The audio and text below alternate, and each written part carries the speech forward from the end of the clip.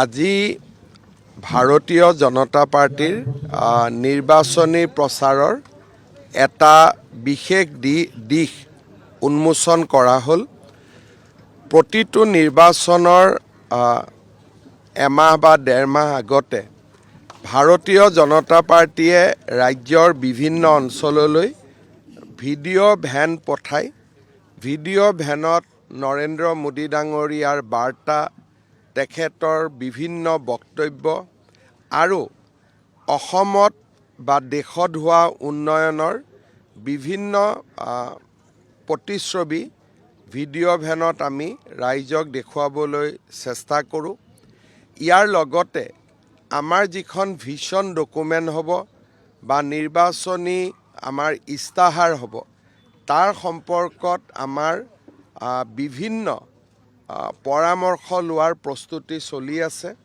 এই ভিডিঅ' ভেনত পৰামৰ্শ দিয়াৰ এটা ফৰ্মেট থাকিব আৰু ৰাইজে পৰামৰ্শ লিখি ভিডিঅ' ভেনৰ লগত থকা বক্সত তাক দিব পাৰিব।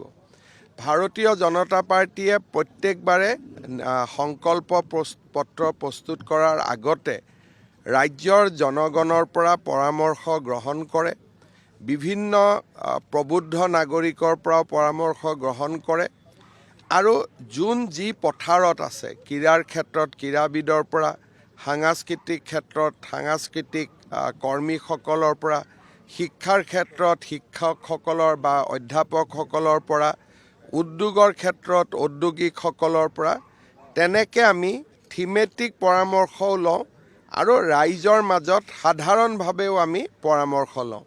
আজি তাৰ প্ৰস্তুতি আৰম্ভ হ'ল। ভিডিঅ' ভেনবিলাক গ'ল আৰু তাক আজি আমি ফ্লেগ অফ কৰিলোঁ। অনুষ্ঠানত আমাৰ ৰাজ্যিক সভাপতি দিলীপ শইকীয়া ডাঙৰীয়া, ৰাষ্ট্ৰীয় উপসভাপতি জয়ন্ত পাণ্ডা আৰু আমাৰ সাংসদ আৰু উত্তৰ পূৰ্বৰ সমন্বয় ৰক্ষক শ্ৰী সম্বিত পাত্ৰ ডাঙৰীয়াও আমাৰ মাজত উপস্থিত আছিল, প্ৰদান বৰুৱাও উপস্থিত আছিল। মই সকলোকে ধন্যবাদ আৰু কৃতজ্ঞতা জ্ঞাপন কৰিছোঁ।